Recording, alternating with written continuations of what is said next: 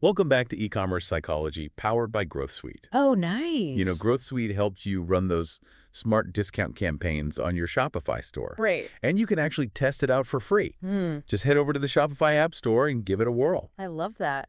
Today, we're diving deep into something super intriguing. Okay. The psychology behind why free gifts can actually boost sales. Interesting. We're going to be unpacking this based on a fascinating article called The Reciprocity Principle. Yeah. Free Gifts That Actually Drive Purchases by Mohammed Tefekiaban, the founder of Growth Suite. I know, Mohammed. So buckle up. This is a topic that really gets me excited. I bet. It might seem counterintuitive at first, giving stuff away for free to make more money, Yeah. but the psychology behind it is absolutely fascinating. Okay, let's break this down. Yeah. Can you explain what the reciprocity principle is and how it even works? You got it at its core. Okay. The reciprocity principle is this deep-seated human need to return a favor. You know, when someone does something nice for you, you almost automatically feel compelled to do something nice back. Right. It's like an unspoken social contract. Yeah, totally. Yeah. It feels weird not to reciprocate, almost rude. Yeah. But I'm curious, is this a modern thing? Or does this go way back? Oh, this goes way back even to our evolutionary roots. Wow. Think about early human communities. Yeah. Sharing and mutual support were absolutely essential for survival. Right. This constant give and take ensured everyone had a better chance of making it.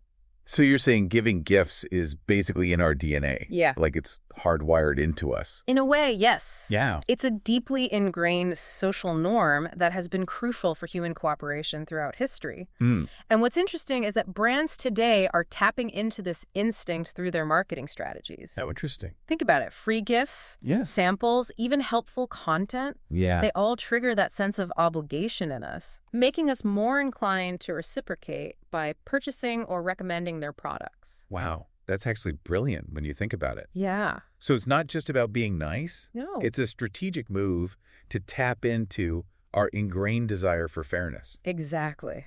I like that. And what's amazing is that there's data to back this up. Oh, really? Studies have consistently shown that offering freebies or perks significantly increases the likelihood of someone buying from or recommending a brand. Okay, so there's the proof. There you go. Now I'm really curious. Yeah. What's actually happening in our brains when we receive a free gift? You're about to enter the fascinating world of brain science. Ooh. It's a multifaceted interplay of behavioral economics, sociology, and even neurology. Whoa, that's more complex than I imagined. It is. Let's start with behavioral economics. What's going on there? Well, traditional economics operates under the assumption that we make rational decisions, Right. weighing costs and benefits. Okay. But reciprocity throws that out the window. Our brains have this interesting quirk where they treat free stuff differently, placing a higher value on it. Interesting. We call that mental accounting. So we have a separate mental account for free stuff. Right. That's kind of cool. It is. Yeah. And it makes those free items feel extra special, Yeah. like a bonus on top of a purchase. Okay. Then there's this thing called loss aversion. Loss aversion. Yeah, basically, we tend to overvalue things we already possess. So Yeah. once we have that free gift in our hands, Okay. we're even more likely to buy something to avoid feeling like we're losing out on a good deal. It's like that fear of missing out, FOMO, Yes. but with a gift you already have. Exactly. I've definitely felt that. Yeah. So that's behavioral economics. Right. You mentioned sociology, too. Yeah. How does that fit in? Well, think about the anthropologist Marcel Mauss. Okay. He dedicated years to studying gift-giving across different cultures. Wow. His findings were remarkable. Exchanging gifts is woven into the fabric of societies regardless of their differences. The methods might vary, but that sense of obligation to reciprocate is universal. Wow. So it's not just about economics. Nope. It's deeply rooted in how we function as social beings. It is. And it goes even deeper. It does. Receiving a gift, Yeah. especially something unique or high quality, Right. can elevate someone's social status within a group. Absolutely. This sense of exclusivity fosters a feeling of community.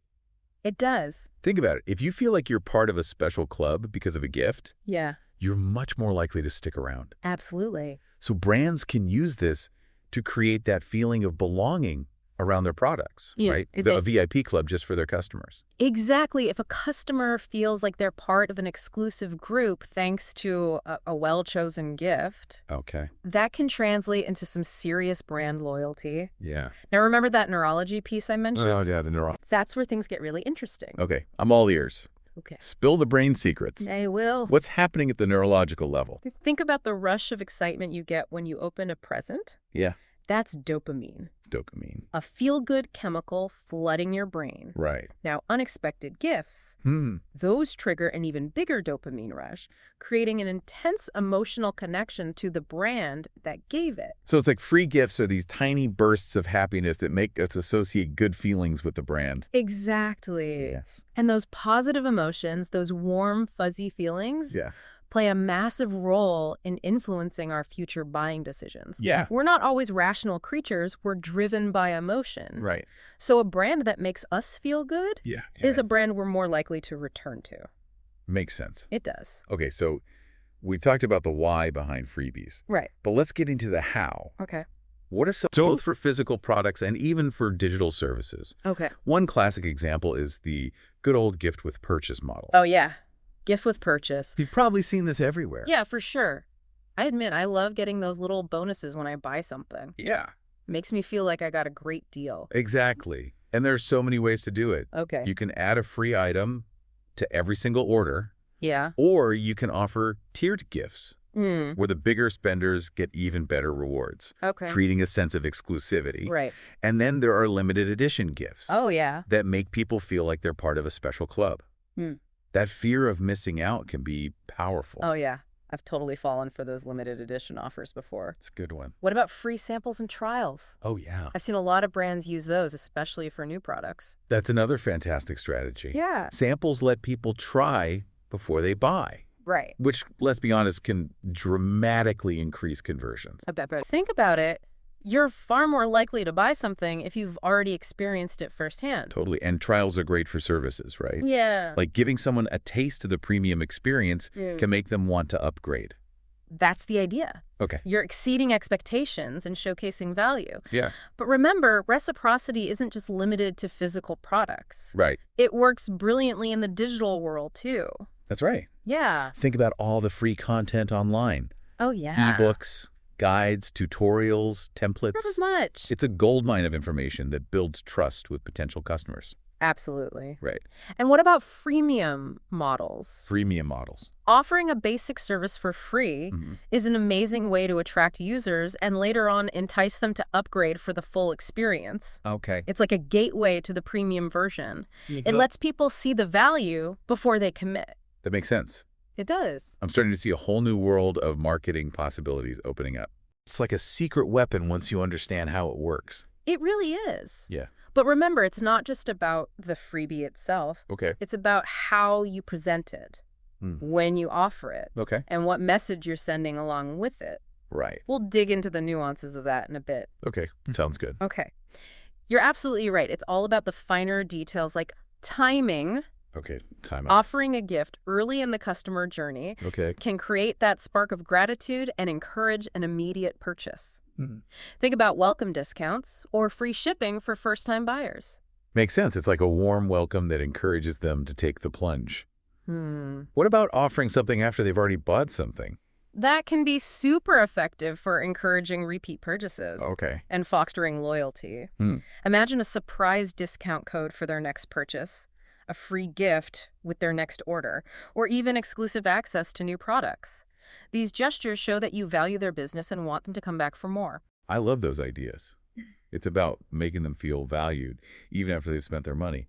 But I could also see how offering freebies all the time might backfire. Like if it's constant, maybe it loses its impact or customers start expecting it. That's a really good point. It's a delicate balance. You don't want to overuse free gifts to the point where they become an expectation rather than a delightful surprise. It's all about finding the right rhythm and making sure each gesture feels genuine and special. It's about keeping that element of surprise and delight alive. Okay, I'm ready to tackle the next big question. How do brands choose the right gifts for their customers? Is there a secret formula? There's no magic formula, but there are definitely key principles to keep in mind. Okay, shoot. First and foremost, relevance. Relevance. The gift should connect to your product line or brand in a meaningful way. So if you sell yoga pants, you probably shouldn't be giving away a free toaster. Exactly, unless maybe you're launching a healthy breakfast line or something. But in most cases, the gift should make sense for your brand and your customer's interest. Another crucial factor is perceived value. Right. So even a small but highly desirable item can be more effective than a more expensive generic gift that doesn't resonate with the customer. Absolutely. It's not about breaking the bank. It's about offering something your customers truly want and appreciate. It's about understanding their needs and preferences and choosing a gift that feels like it was picked out just for them. So relevance and perceived value check and check. What else should brands keep in mind when picking out the perfect freebie? Well, think about your branding. Do you want to reinforce brand recognition with a branded gift? Okay. Or would a non-branded item feel more personal and authentic for your brand personality? I can see how both approaches could work depending on the brand and the message they're trying to convey. Exactly. It's about choosing what aligns best with your overall brand strategy. And then there's the question of the type of gift, consumable or durable. A consumable, like a snack, a sample, or a digital download, offers that instant gratification. Right, it's like a little treat that brightens their day. Exactly. But a durable gift, something like a branded mug or a reusable tote bag, will have a longer lifespan, acting as a constant reminder of your brand. Okay, so it's a trade-off between instant gratification and longer-term brand visibility. Got it. This is all great stuff. But I have to ask, how do you ensure that your gift is presented in a way that maximizes its impact?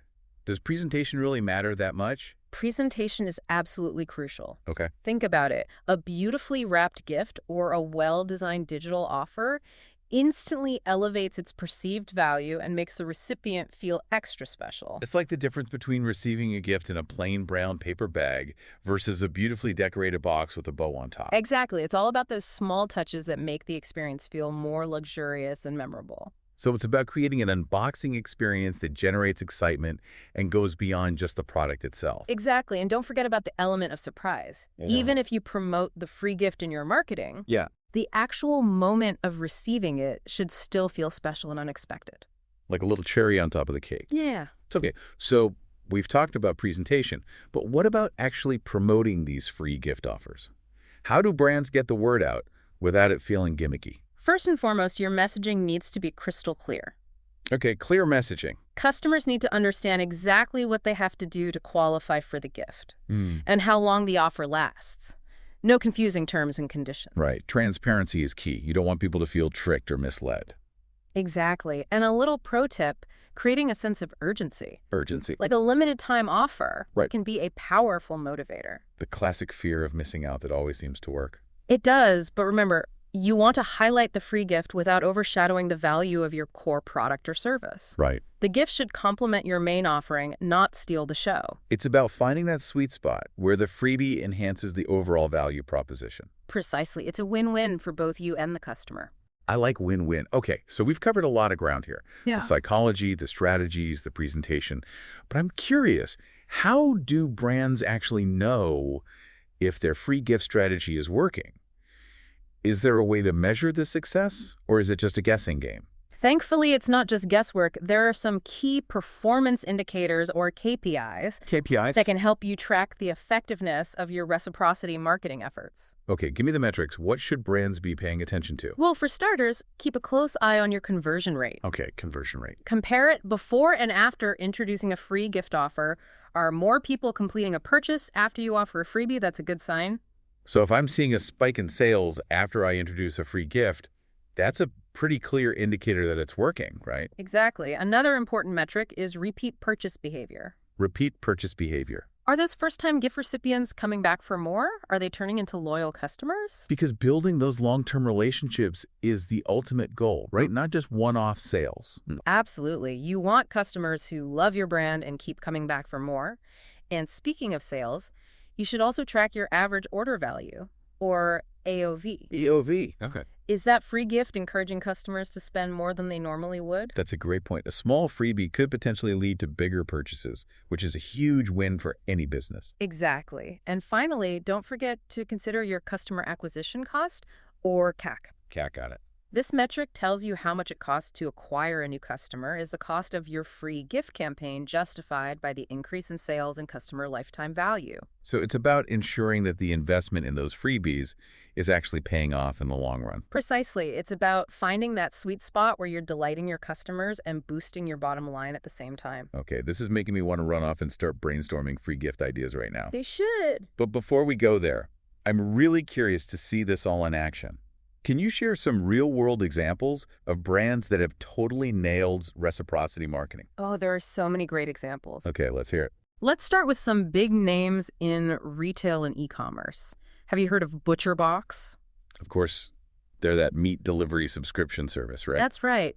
They made a huge splash with their free Bacon for Life offer. Free bacon for life. Talk about a brilliant way to attract new customers and keep them subscribing. I can definitely see the appeal. Free bacon, who can resist that? It's a perfect example of choosing a gift that's both relevant and incredibly desirable to their target audience.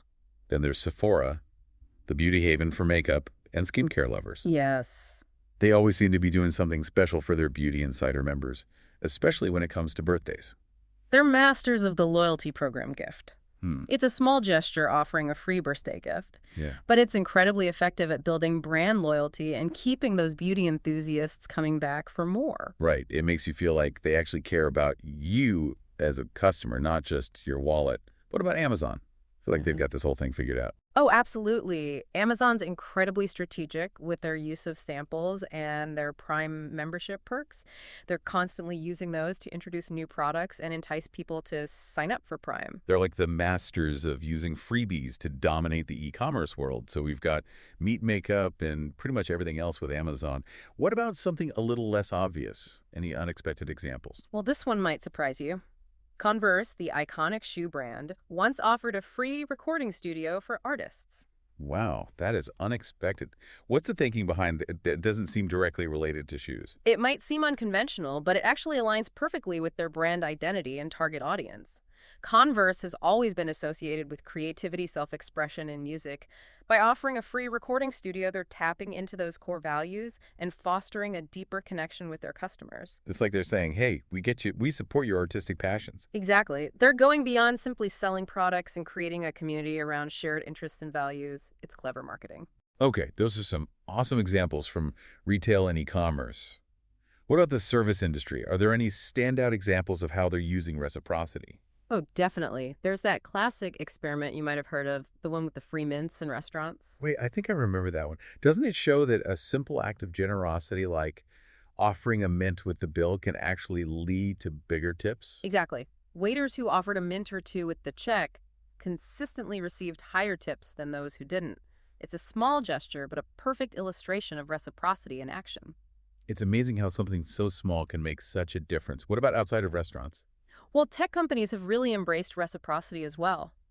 Dropbox, the cloud storage service, encouraged users to refer their friends by offering them extra storage space. That's a smart move. It incentivizes users to spread the word while also giving them something valuable in return. It's a win-win. Exactly. And then you've got Starbucks, the coffee giant on every corner. Their free birthday drink is a simple but effective way to keep customers coming back for more. It's like a little birthday present from your favorite coffee shop. So we've seen big brands doing it, but what about small businesses? Can they leverage reciprocity without breaking the bank? Absolutely. A local bakery, for example, could offer a free cookie sample to entice customers to try their pastries. Ooh, a free cookie. Now that's a marketing strategy I can get behind. It's a classic example of a small gesture that can have a big impact, and it's not limited to food. Think about a small accounting firm. They could offer a free financial planning worksheet or a quick consultation to attract new clients. So it's not about the size of the gift, but about the thoughtfulness behind it and the value it provides to the customer. You nailed it sometimes. Even a simple handwritten thank you note or a small personalized gift can have a much bigger impact than an expensive but impersonal item. Okay, I'm feeling so inspired right now, but before we get too carried away, I think it's important to talk about the potential downsides of reciprocity marketing because, let's be real, there's always the flip side to every coin, right? Yeah. You're absolutely right. While reciprocity can be incredibly powerful when used correctly, it's essential to be aware of the potential pitfalls. If it's not executed thoughtfully and authentically, it can actually backfire and damage your brand. Oh no, okay, I'm a little nervous now. Yeah. What are some of the things that can go wrong? Well, sometimes a free gift can come across as manipulative. If customers sense that you have an ulterior motive, that you're just trying to trick them into buying something, it can erode trust and damage your reputation. So it's not just about slapping a free label on something and expecting people to fall for it. Exactly. It's crucial to approach reciprocity with genuine appreciation for your customers and a desire to provide real value. If your heart's not in it, they'll sense it. Right. It needs to feel like a genuine gesture of goodwill, not a sneaky sales tactic. Mm. Are there any other potential pitfalls to be aware of? Exactly. It's crucial to approach reciprocity with genuine appreciation for your customers and a desire to provide real value. If your heart's not in it, they'll sense it. Right. It needs to feel like a genuine gesture of goodwill, not a sneaky sales tactic. Hmm. Are there any other potential pitfalls to be aware of? Absolutely. One thing to be mindful of is the cultural context. Cultural context. What might be considered a thoughtful gesture in one culture could be perceived as inappropriate or even offensive in another. So do your research, know your audience, and be sensitive to their cultural norms and values. Exactly. It's about being respectful and understanding the nuances of different cultures. Okay, what about the size of the gift? Is there a point where it becomes too much and creates an uncomfortable sense of obligation? That's a great question. Yes, there's definitely a sweet spot. A gift that's too extravagant can backfire and make people feel pressured or indebted. It's all about finding that balance where it feels like a genuine act of appreciation, not a bribe or a way to guilt them into buying something. Okay, so we've talked about avoiding manipulation, being sensitive to cultural differences, and finding the right balance with the size of the gift. What else should brands be cautious of? Well, depending on your industry, there might be some regulatory restrictions to consider. Some industries, like healthcare and finance, have very strict rules about gift giving to prevent any perception of bribery or conflicts of interest. It makes sense. It's about ensuring that your reciprocity efforts are ethical and comply with all relevant regulations. Okay, we've talked a lot about the potential pitfalls of doing this wrong, but now I want to zoom out and talk about the big picture. What role does reciprocity play in creating a more responsible and sustainable business model? That's a fantastic question. I believe reciprocity can be a real force for good in the business world. When brands approach it with genuine integrity and care, it can contribute to a more ethical and sustainable ecosystem. I love that idea, but how does that actually play out in the real world? Well, for starters, it's about shifting the focus from short-term transactions to building those long-term meaningful relationships with your customers. Mm, When you prioritize connection and mutual respect, it lays the foundation for trust and loyalty that can last for years. It's about moving away from a purely transactional mindset, right? And seeing customers as partners, not just targets. exactly. And that shift in perspective can lead to a more collaborative and sustainable approach to doing business. When brands are genuinely invested in their customers' well-being, they're more likely to make decisions that are in everyone's best interests, including the planet's. That's such an important point. So responsible reciprocity isn't just about being nice to customers. It's about being a responsible member of the global community. Absolutely. And when you're choosing gifts for your reciprocity campaigns, consider opting for eco-friendly and ethically sourced options. Right. Instead of giving away cheap plastic trinkets that end up in landfills, brands could choose gifts that are made from recycled materials, support fair trade practices, or even contribute to a charitable cause. Exactly. It's about aligning your reciprocity efforts with your values and making conscious choices that have a positive impact on the world around you. I'm really seeing how this can create a ripple effect of generosity, trust, and sustainability that benefits everyone involved. That's what it's all about. And remember, it all stems from that basic human impulse to reciprocate acts of kindness. When brands tap into that impulse in an authentic and ethical way, they unlock incredible potential for growth, connection, and positive change. Wow, that's a powerful way to put it. It's been a pleasure exploring these ideas with you. It's a topic that's close to my heart, and I'm always excited to inspire others to embrace a more ethical and sustainable approach to doing business. Yeah, before we move on, I want to remind everyone that you don't have to figure this all out alone. Growth Suite, our sponsor for this episode, can help you run smart discount campaigns on your Shopify store, and you can try it for free. Absolutely. It's the perfect tool to help you implement these reciprocity strategies in a way that's effective, affordable, and easy to manage. So if you're ready to put these ideas into action, head over to the Shopify App Store and check out Growth Suite. You won't regret it now as we approach the end of our deep dive. I'd love to get your final thoughts on how our listeners can apply these principles to their own businesses. What are some key takeaways or actionable steps they can implement right away? That's a great question. The first step is to really think about reciprocity as more than just a marketing tactic. Okay. It's a guiding principle that can be applied to every aspect of your business. Okay, every aspect. Think about customer service, product development, and even how you interact with your employees and suppliers. So it's about making generosity and appreciation a core part of your company culture, not just something you tack on to your marketing campaigns. Exactly. It's about fostering a culture where you're always looking for ways to add value and exceed expectations. And that can manifest in so many different ways, right? It's not just about free gifts. It's about going above and beyond in all areas of your business. You got to think about surprise upgrades, personalized notes, exclusive content, early access to new product launches, or even just responding to customer inquiries promptly and thoughtfully.